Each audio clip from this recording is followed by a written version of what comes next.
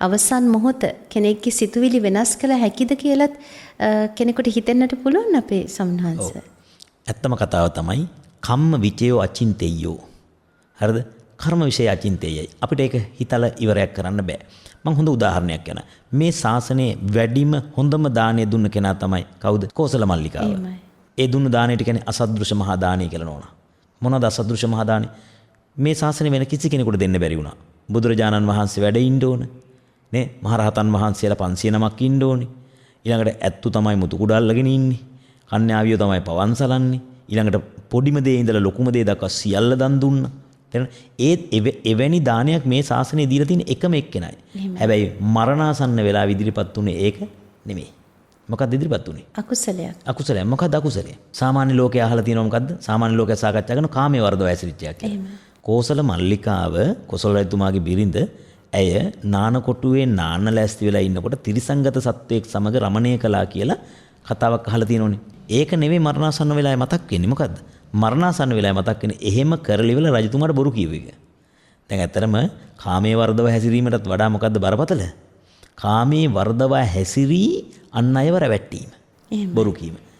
එතකොට ඒ කාමයේ වර්ධව හැසිරලා ඒක බොරුවක්. ඒ කියන්නේ රජතුමා රවට්ටනවා. රජතුමා මුලා කරනවා. අන්න ඒකයි මරණාසන්න වෙලාවේ මතක් වෙන්නේ. බලන්න එතකොට අපි කෙනෙක් අහනවා දැන් සමහර කට්ටිය මගෙනුත් අහනවා ස්වාමීන් වහන්සේ දැන් ඔබ වහන්සේ ඔය චිත්ත වීති ගැන කතා කරනවා.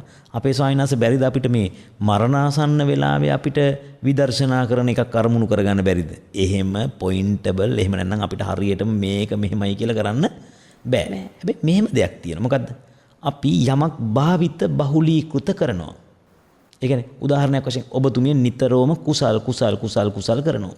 ඒතකොට මරණාසන්න වෙලාවේ එහෙම එකක් එන්න සම්භාවිතාවය වැඩි බවක් තියෙනවා. ඒත් අපිට නියත වශයෙන් කියන්න බෑ. ඔබතුමියට නියත වශයෙන්ම එකක් ගන්න ඕනද? ගන්නත් කැමති. සෝවාන් වෙන්න. ඊට මෙහා බෑ.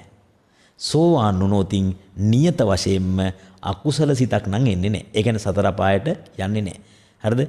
යං කම්මං කତ୍වා නිරයං වා තිරච්ඡාන යෝනිං වා පෙත්තිවිසයං වා uppajjeyya තං කම්මං කତ୍වා තං කම්මං කාතුං අභබ්බෝ තං කම්මං කාතුං අභව්‍යයි. එවැනි කර්ම කරන්න අභව්‍යයි. ඇයි? සෝවාන් වුණාට පස්සේ මෙන්න මේකයි කතාව. සෝවාන් වුණාට පස්සේ මහත්මිය සක්කාය දිට්ඨිය, විචිකිච්ඡා, සීලබ්බත පරාමාස කියන තුන දුරු වෙනෝනේ සංයෝජන ධර්ම. තේරුණාද? සක්කාය දිට්ඨිය දුරු වෙනවත් එක්කම මහත්මිය අපේ අකුසල් සිත් 12න් අකුසල් සිත් තියෙනවද? 12නේ තියෙන්නේ. මොනවද? ලෝභ සිත් 8යි, ද්වේෂ සිත් 2යි, මෝහ සිත් 2යි. ඔතන 12නේ තියෙන්නේ.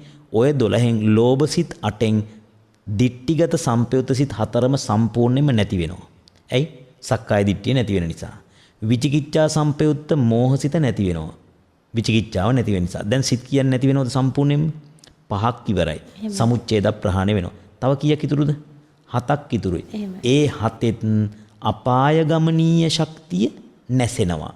ඒ නිසා මොකද වෙන්නේ? යං කම්මං කତ୍වා යං කර්මයක් කරලා නිරයං වා තිරච්ඡාන යෝනිං වා පෙත්තිවිසයං වා uppajjeyya.